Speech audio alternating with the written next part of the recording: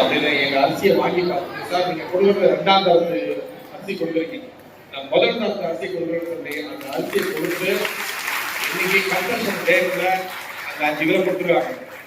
நான் வந்து ரெக்வஸ்ட் பண்ணது ஒன்னே ஒண்ணுதான், ஐயா நீங்க கொடுக்குறீங்க அரிசி ரொம்ப நாளா சொல்லிட்டாங்க, எந்த காரணத்தை கொண்டோம் அரிசியை மட்டும் மாத்துறாங்க.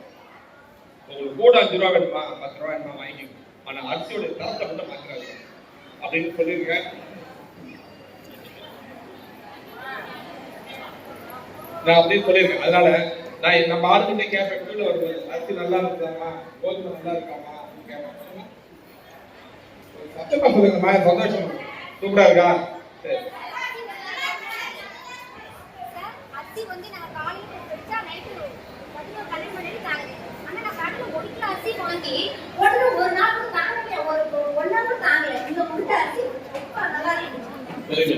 எனக்கு அதுல ஏதாவது குறை இருந்ததுன்னா, நாங்களாம் பைசா கஷ்டப்பட்டு உழைச்ச பணத்தை நாங்க பைசா போட்டு வாங்கி கொடுக்குறோம், அது குறை சொன்னீங்கன்னா கரெக்ஷன் பண்ணலாம்.